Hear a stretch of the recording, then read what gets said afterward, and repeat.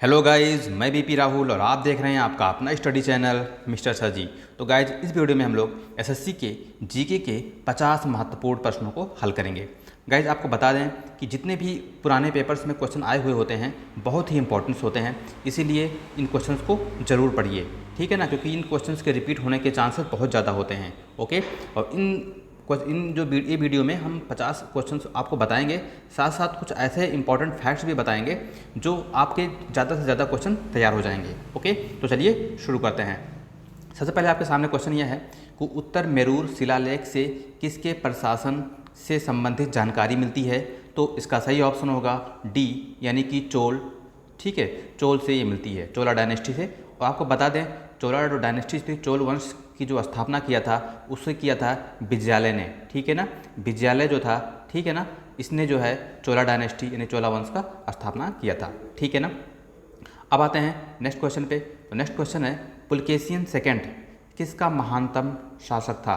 तो पुलकेशियन सेकंड जो था, ठीक है, वो बदौरी के चालुक्य का महानतम शासक था। ओके, तो इसका सही ऑप्शन हो जाएगा बी, यानी कि बदौरी के चालुक्य। ओके गाइस, फिर आते हैं नेक्स्ट क्वेश्चन। भारत के संविधान के किस अनुच्छेद के अंतर्गत सशस्त्र बलों के सदस्यों के मौलिक अधिकारों का विशेष रूप से प्रतिबंधित किया जाता है। तो इसमें आपसे अनुच्छेद पूछा गया है कि किस अनुच्छेद के अंतर्गत ऐसा किया जाता है, ठीक है ना। तो इसका सही ऑप्शन आपके पास यहाँ पे ऑप्शन है, ठीक है, 4 ऑप्शन दिए हैं, अनुच्छेद 33, 19, 21 और 25। तो इसका सही ऑप्शन हो जाएगा ए, यानी कि आर्टिकल 33, ठीक है, यानी अनुच्छेद 33। ओके, फिर आते हैं नेक्स्ट क्वेश्चन में। नेक्स्ट क्वेश्चन है कि राज्य शब्द का प्रयोग सर्वप्रथम किसने किया था।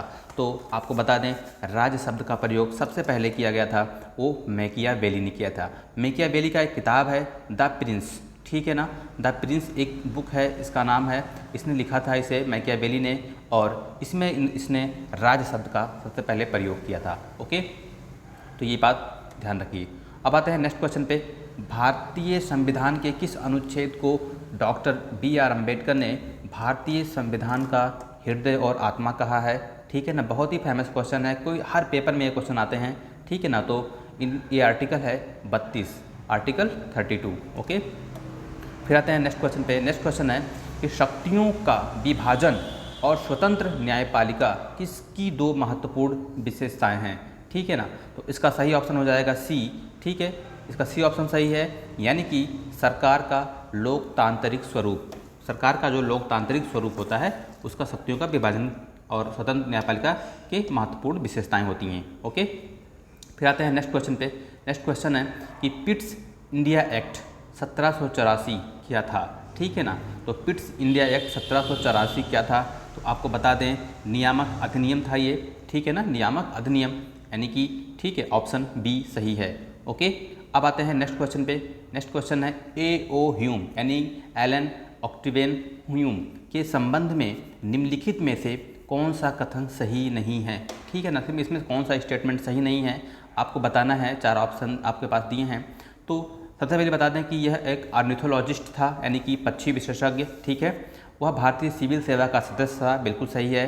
उसने भारतीय राष्ट्रीय कांग्रेस की स्थापना की, बिल्कुल सही है। आपको बता दें 1885 में इसने जो है ए.ओ. ह्यूम ने ही भारतीय राष्ट्रीय कांग्रेस की स्थापना किया था। अब आते हैं उसने कांग्रेस की वार्षिक सत्रों की 2 बार अध्यक्षता की, तो बिल्कुल गलत है ये, ठीक है ना। तो इसका सही ऑप्शन होगा डी, क्या नहीं है, तो ये बिल्कुल सही है, ठीक है। उसने कांग्रेस वार्षिक सदस्यों का 2 बार अध्यक्षता की, बिल्कुल गलत है ये, ठीक है ना। तो एक बात और याद रखना इसमें कि 1885 में बहुत बार पूछा जाता है पेपर में ये कि 1885 में, ठीक है ना, एलन ऑक्टेवियन ने, ठीक है, नेशनल राष्ट्रीय कांग्रेस यानी कि NIC, ठीक है, का स्थापना, ठीक है, इसने किया था। ओके, फिर आते हैं नेक्स्ट क्वेश्चन। नेक्स्ट क्वेश्चन है कि भारत में सामाजिक लेखांकन प्रणाली को किसमें वर्गीकृत किया जाता है। भारत में सामाजिक लेखांकन प्रणाली को किसमें वर्गीकृत किया जाता है। तो इसका सही है ऑप्शन ए, यानी कि आय, उत्पाद और व्यय, आय और उत्पाद और व्यय में किया जाता है, ठीक है। फिर आते हैं नेक्स्ट क्वेश्चन पे। नेक्स्ट क्वेश्चन है आपके पास कि अनिवार्य बचत की संबंध किससे है, ठीक है। अनिवार्य बचत के संबंध किससे है।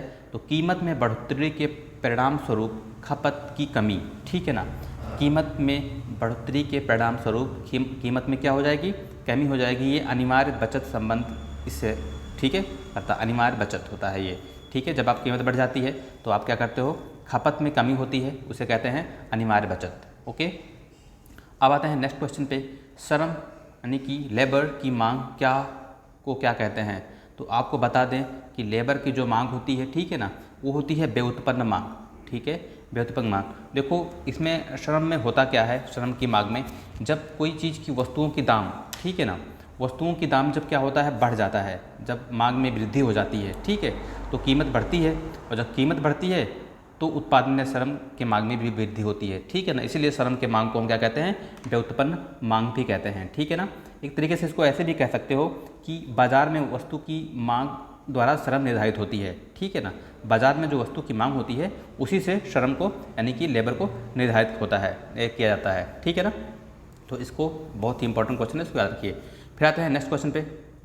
नेक्स्ट क्वेश्चन है कि निम्नलिखित में से कौन सा माल एवं सेवाओं पर निवेश व्यय नहीं है, ठीक है ना, नहीं है, ये बहुत ध्यान रखना, क्वेश्चन में बार बार आता है।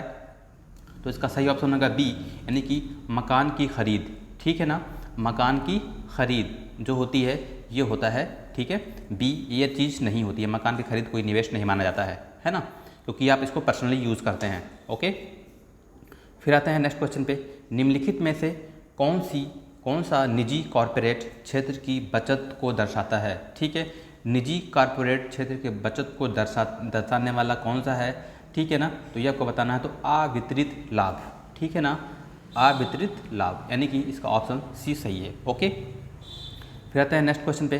नेक्स्ट क्वेश्चन है भारतीय संसद संयुक्त सत्र की अध्यक्षता कौन करता है। बहुत ही इंपॉर्टेंट सा क्वेश्चन है, ध्यान दीजिएगा कि जो भारतीय संसद के संयुक्त सत्र की तो अध्यक्षता करता है, ठीक है ना, वो लोकसभा का अध्यक्ष करता है, ठीक है ना। ये बहुत इंपॉर्टेंट क्वेश्चन है, बहुत सारे लोग कन्फ्यूज होते हैं। एक बात और ध्यान देना कि भारतीय संसद के संयुक्त सत्र को बुलाता कौन है, ठीक है ना, तो वो राष्ट्रपति बुलाता है, लेकिन जो इसका अध्यक्षता कर रहा होता है वो एक लोकसभा का अध्यक्ष करता है, ठीक है ना। तो इन चीज़ों में कन्फ्यूज मत होइएगा। ओके गाइस, फिर आते हैं नेक्स्ट क्वेश्चन। दांत और हड्डियाँ किससे मजबूती और दृढ़ता प्राप्त करती हैं। तो दांत और हड्डियाँ जो होती हैं, ठीक है ना, ये आपका ए ऑप्शन सही है, यानी कि कैल्शियम से, ठीक है, कैल्शियम से प्राप्त करती हैं। ओके, अब आते हैं नेक्स्ट क्वेश्चन पे। शार्क में किस प्रकार की पूंछ पाई जाती है, ठीक है ना। तो शार्क में जो विषम पाली पूंछ पाई जाती है, ठीक है ना, विषम पाली, ठीक है, विषम पाली पूंछ पाई जाती है। और आपको बता दें कि जो विषम पाली होता है, हेट्रोसेरेकल जो होता है, ठीक है ना, ये इसलिए होता है ताकि उसको अपने जो पूरी बॉडी होती है उस पर इक्वल जो है मास को अप्लाई कर सके, ठीक है ना, जिससे वो आसानी तैरने में उसे आसान रहे, है ना। फिर आते हैं नेक्स्ट क्वेश्चन पे। सिग्मा रूपी बृहदांत्र किसका भाग है, ठीक है ना। तो सिग्मा रूपी जो बृहदांत्र होता है, ठीक है ना, ये बड़ी आंत का, यानी कि, ठीक है, जो बड़ा वाला आंत होता है उसका पार्ट होता है। ओके, अब आते हैं नेक्स्ट क्वेश्चन पे। धारा का वहन करने के समय सुचालक कैसा होता है, ठीक है ना। तो धारा के करते समय कैसा होता है आपको पता होना चाहिए, ठीक है। इलेक्ट्रॉन जो होते हैं वही रिस्पॉन्सिबल होते हैं, वही जिम्मेदार होते हैं, ठीक है, करंट को फ्लो करने के लिए, धारा को बहने के लिए, ठीक है। तो ये आपको पता है इलेक्ट्रॉन पे माइनस चार्ज होता है, ठीक है ना, और इसका जो चार्जिंग होती है, ठीक है, -1.602 है ना, 10⁻⁻19 होता है, ठीक है ना, इस पर जो चार्ज होती है। तो ये आप ध्यान रखना, और माइनस में होता है, ठीक है ना। अब आते हैं नेक्स्ट क्वेश्चन पे। नेक्स्ट क्वेश्चन है किसी स्थान पर चुंबकीय याम्योत्तर और भौगोलिक याम्योत्तर के बीच का कोण कैसा होता है, ठीक है ना। तो इनके जो बीच का कोण होता है वो समक्रांतिक होता है, यानी कि डिक्लिनेशन होता है, ठीक है ना, डिक्लिनेशन, यानी कि इसका ऑप्शन सी सही है। ओके, अब आता है क्वेश्चन नेक्स्ट पे 70। एक्स किरणों के तरंग दैर्ध्य को मापने के लिए कौन सा उपकरण का प्रयोग किया जाता है। जो एक्स किरणें होती हैं उसको मापने के लिए कौन से उपकरण का प्रयोग किया जाता है, ठीक है, बहुत ही इंपॉर्टेंट सवाल है। और ये है इसका ब्रैग स्पेक्ट्रोमापी, ठीक है। तो ब्रैग जो स्पेक्ट्रोमापी होता है इसका यूज करते हैं, ये इंस्ट्रूमेंट है, ठीक है। इससे क्या करते हैं, ठीक है, कि जो होता है एक्स किरणें होती हैं उसका जो वेवलेंथ होती है, यानी तरंग दैर्ध्य होती है, उसको मापने के लिए प्रयोग करते हैं। ओके, अब आते हैं नेक्स्ट क्वेश्चन पे कि अल्फा कण किसके परमाणु का नाभिक होता है? अल्फा कण जो होता है, अल्फा, ठीक, अल्फा बीटा गामा आपको पता ही होगा, ठीक है। जो अल्फा कण होता है वो किसका पार्ट होता है? तो ये किसके परमाणु का नाभिक होता है? तो ये आपका सही ऑप्शन है हीलियम, ठीक है ना, हीलियम का होता है ये परमाणु नाभिक का, ठीक है, अल्फा कण इसका पार्ट होता है। अब आते हैं क्वेश्चन नंबर नेक्स्ट 72 पे कि भारत में आजकल नंबर 1 पर चल रही सोशल नेटवर्किंग वेबसाइट फेसबुक के निर्माता कौन है? सबको पता है ये, और इसके जो निर्माता हैं मार्क जुकरबर्ग हैं। आपको बता दें कि 2004 में 2004 में, ठीक है, इसकी स्थापना किया गया था फेसबुक का, ठीक है ना। लेकिन जब फेसबुक 2004 में स्थापना हुआ था तो इसका नाम था द फेसबुक, ठीक है ना, द फेसबुक इसका नाम था। और अब एक साल बाद यानी कि 2005 में इसका नाम फेसबुक हो गया, ठीक है, द हटा दिया गया, ठीक है। ये बहुत ही इंपॉर्टेंट फैक्ट है, इसको याद रखिए। अब आते हैं नेक्स्ट क्वेश्चन पे। प्रोग्रामिंग में कुछ कथनों में बार बार पुनरावृत्ति को प्रायः क्या कहा जाता है? तो बार बार जो पुनरावृत्ति होती है, कुछ स्टेटमेंट्स होते हैं प्रोग्रामिंग में बनाई जाती है, ठीक है ना, तो इसको हम लूपिंग कहते हैं। क्या कहते हैं? लूपिंग। आपको बता दें कि लूपिंग जो होती है ये प्रोग्राम की आत्मा होती है, ऐसा कहा जाता है। बिना लूपिंग के प्रोग्रामिंग बिल्कुल पॉसिबल ही नहीं है, ठीक है ना, तो ये याद रखिए, लूपिंग, ओके। फिर आते हैं नेक्स्ट क्वेश्चन पे। स्वतंत्रता की पूर्व संख्या पर निम्नलिखित में से किस आंदोलन ने सबसे बड़ा कृषक छापामार युद्ध देखा है? ठीक है ना, तो आपको बता दें कि जो इसको देखा गया था ये तेलंगाना आंदोलन में देखा गया था, ठीक है ना। तो इस तेलंगाना आंदोलन याद रखिए कि तेलंगाना आंदोलन में पूर्व संख्या पर निम्नलिखित में से किस आंदोलन ने सबसे बड़ी कृषक छापामार युद्ध देखा? तो ये तेलंगाना आंदोलन था, ठीक है, तेलंगाना मूवमेंट, ओके। अब आता है नेक्स्ट क्वेश्चन पे। प्राकृतिक पर एवं मानव निर्मित, ठीक है, दोनों रूपों को दर्शाने वाले बड़े पैमाने पर मानचित्रों को क्या कहा जाता है? तो स्थलाकृतिक मानचित्र होते हैं ये, ठीक है ना, स्थलाकृतिक मानचित्र होते हैं, ठीक है, दोनों को दर्शाते हैं ये। अब आता है नेक्स्ट क्वेश्चन पे। भारत में कौन सी नदी विभ्रंश घाटी में बहती है? तो विभ्रंश घाटी में बहने वाली नदी आपको पता है नर्मदा नदी है। नर्मदा नदी एक ऐसी नदी है जो पश्चिम की ओर बहने वाली नदी है। दूसरी बात आपको बता दें कि ये जो है सतपुड़ा पहाड़ी से, ठीक है, अमरकंटक नामक जगह से मध्य प्रदेश में, ठीक, जगह पड़ता पूरा, ठीक है, सतपुड़ा एक पहाड़ी है, वहाँ पे अमरकंटक नामक एक जगह है, वहाँ से ये निकलती है, ठीक है, नर्मदा नदी, ओके। और खंभात की खाड़ी में, पश्चिम में खंभात की खाड़ी है, ठीक है ना, वहाँ पे जाकर ये जो है मिल जाती है, ओके। तो ये सारे फैक्ट आप नर्मदा नदी के बारे में याद रखिए। अब आते हैं क्वेश्चन नंबर 77 पे कि 2 बड़े भू समूहों को जोड़ने वाली संकीर्ण भूपट्टी को क्या कहा जाता है? ठीक है ना, तो जो भू समूह की बात हो रही है ना, भू समूह, तो जैसे कि सपोज एक ऐसा ज़मीन है, एक यहाँ ज़मीन है ना, और यहाँ पे पूरा ऐसा पूरा पानी है, पूरा पानी भरा हुआ है, वाटर है, और यहाँ से एक रास्ता ऐसे बना हुआ है। तो जो ये रास्ता होता है इसी को हम कहते हैं जल डमरू मध्य, ठीक है, स्थेमस बोलते हैं, अस्थेमस बोलते हैं इसको, ठीक है ना, स्थेमस कहते हैं। इसको याद रखिए कि ये जल डमरू मध्य है, ठीक है, इसी को जल डमरू मध्य कहते हैं, क्योंकि ये रास्ता इस लैंड को मिलाता है, ठीक है ना, और ये पूरा पानी भरा रहता है, तो इसे हम कहते हैं जल डमरू मध्य, है ना, तो इतना याद रखिए। अब आता है नेक्स्ट क्वेश्चन पे। नेक्स्ट क्वेश्चन है चूना पत्थर के ढांचे बनाने वाले छोटे छोटे समुद्री जीवों को क्या कहते हैं? ठीक है ना, तो बहुत ही इंपॉर्टेंट सा क्वेश्चन है, बहुत ही फेमस क्वेश्चन है, ठीक है ना। तो इसका सही ऑप्शन है मोगा चट्टान। आपको बता दें कहाँ पे है ये मोगा चट्टान, ये ऑस्ट्रेलिया में है, ठीक है ना, ऑस्ट्रेलिया में है मोगा चट्टान, ओके। फिर आता है नेक्स्ट क्वेश्चन नंबर 79। आपातनी कहाँ का मुख्य जनजातीय समूह है? तो आपातनी जो है आपको ये बता दें कि हर जगह के, हर राज्य के जो जनजातियाँ हैं उनको ज़रूर याद रखिए, क्योंकि पेपर में एक क्वेश्चन जरूर इससे बनता है ना। तो जो आपातनी है जनजाति वो अरुणाचल प्रदेश में पाई जाती है, ठीक है ना, अरुणाचल प्रदेश की ये जनजातियाँ हैं, ठीक है, आपातनी, याद रखिएगा। अब आते हैं नेक्स्ट क्वेश्चन पे कि निम्नलिखित में से कौन सा पादप रंजक रक्त एवं सुदूर रक्त प्रकाश क्षेत्र में अवशोषित हो जाता है? ठीक है ना, तो इसका सही ऑप्शन होगा सी, यानी कि फाइटोक्रोम जो होता है ये हो जाता है, ठीक है ना। अब आते हैं नेक्स्ट क्वेश्चन पे। जिस प्रक्रिया के माध्यम से अतिरिक्त प्रकाश ऊर्जा प्रकाश संश्लेषण में छितरा जाती है, स्कैटर हो जाती है, उस प्रक्रिया को क्या कहते हैं? बहुत ही इंपॉर्टेंट सा है, इसे कहते हैं शमन, ठीक है ना, शमन बोला जाता है। ये आप बिल्कुल ध्यान से क्वेश्चन को समझ लीजिएगा, इसमें बच्चे कन्फ्यूज हो जाते हैं कि जिस प्रक्रिया के माध्यम से अतिरिक्त प्रकाश ऊर्जा प्रकाश संश्लेषण में छितरा जाती है, इस प्रक्रिया को हम शमन कहते हैं, ठीक है ना, इसको याद रखिए। अब आते हैं नेक्स्ट क्वेश्चन पे, एड्स के विषाणु किसे नष्ट कर देते हैं? तो एड्स के विषाणु जो होते हैं ना, ये आपको पता है WBC को यानी कि लिम्फोसाइट को नष्ट कर देते हैं, ठीक है ना, लिम्फोसाइट को नष्ट कर देते हैं। एड्स का फुल फॉर्म होता है एक्वायर्ड इम्यूनो डिफिशियंसी सिंड्रोम, ठीक है, ये आप याद रखिएगा। अब आते हैं नेक्स्ट क्वेश्चन नंबर 83 पे, MCC के निम्नलिखित अध्यक्षों में से कौन पेशेवर क्रिकेट नहीं था? तो उस समय का क्वेश्चन था ये, ठीक है ना, उस समय क्रिस्टोफर मार्टिन जेकिंस, ठीक है ना, ये एक BBC के कमेंटेटर थे और एक पत्रकार भी थे, ठीक है। तो ये जो है MCC के निम्नलिखित अध्यक्षों में से कौन सा पेशेवर क्रिकेट नहीं था? पेशेवर क्रिकेट ये नहीं थे, ठीक है ना। अब आते हैं नेक्स्ट क्वेश्चन नंबर 84 पे कि वर्ष 2012 में शांति का नोबेल पुरस्कार किसे मिला? तो आपको बता दें कि ये 2012 की बात कर रहे हैं, 2012 तक जानने का कोई फायदा नहीं है।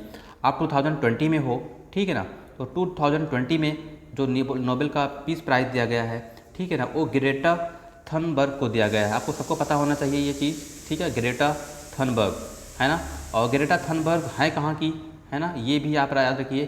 ग्रेटा थनबर्ग जो हैं वो हैं स्वीडन की, ठीक है ना, स्वीडन, आपको बता दें स्वीडन की हैं ये बहुत ही इंपॉर्टेंट है, छोटी सी बच्ची है। और दूसरी बात कि स्वीडन की कैपिटल भी पूछा जाता है, स्वीडन की कैपिटल जो है वो है स्टॉकहोम, ठीक है ना, स्टॉकहोम है ना, ये स्वीडन का क्या है, कैपिटल है, राजधानी है, ये भी याद रखिएगा, बहुत ही इंपॉर्टेंट सा सवाल, ठीक है ना, इससे बन सकता है। अब आते हैं क्वेश्चन नंबर 85 पे कि वर्ष 2011 का ज्ञानपीठ पुरस्कार किसे मिला? आप इस क्वेश्चन से भी अंदाज़ा लगा सकते हो कि किस टाइप के क्वेश्चन पेपर में आते हैं। तो ज्ञानपीठ पुरस्कार के बारे में पूछा गया, तो आपको बता दें कि ये 2011 का था। और इस समय जो 2020 की बात करें अगर, तो इसको मिला है ज्ञानपीठ पुरस्कार। तो ज्ञानपीठ पुरस्कार जो दिया गया है वो दिया गया अकीतन, ठीक है, अछूतन, है ना, अकीतन, अछूतन, याद रखिए, हम आपको लिख के बता दे रहे हैं, अछूतन, है ना, और नंबूदरी, नंबूदरी इनका नाम है, ठीक है ना, यहाँ पे पूरा लिखा नहीं गया, नंबूदरी, ठीक है ना। तो नंबूदरी जो है अकीतन, अहूतन, नंबूदरी, ठीक है ना, 2020 का ज्ञानपीठ पुरस्कार इन्हें दिया गया, ओके, ये बात याद रखिएगा। अब आते हैं नेक्स्ट क्वेश्चन नंबर 86 पे कि no full stops in India, no full stops in India पुस्तक के लेखक कौन हैं? ठीक है, तो no full stops in India का पुस्तक के लेखक है मार्क टली, ठीक है, मार्क टली। किताबों के बारे में भी याद रखिए, किताब के बारे में हमेशा जो है पूछा जाता है। अब आता है क्वेश्चन नंबर नेक्स्ट 87 पे, निम्नलिखित में से कौन सा युग्म सही नहीं है, सही मेल नहीं खाता है? बच्चे कन्फ्यूज होते हैं कि सही नहीं है ये पूछा जाता है, तो आप कन्फ्यूज मत होइएगा, सही नहीं है ये बात ध्यान दीजिएगा। तो इसका सही ऑप्शन आपको बता दें कि कौन सा इसमें नहीं है, तो ट्राफलगर स्क्वायर लंदन में है, बिल्कुल सही बात है। रेड स्क्वायर है मॉस्को में, ये भी बिल्कुल सही है। तियानानमन स्क्वायर बीजिंग में है, चाइना में है, बिल्कुल सही है, ठीक है। तो इसका मतलब तीनों सही हैं। तो तहरीर स्क्वायर अबू धाबी में है, ये बिल्कुल गलत है, ठीक है, ये चीज़ नहीं है।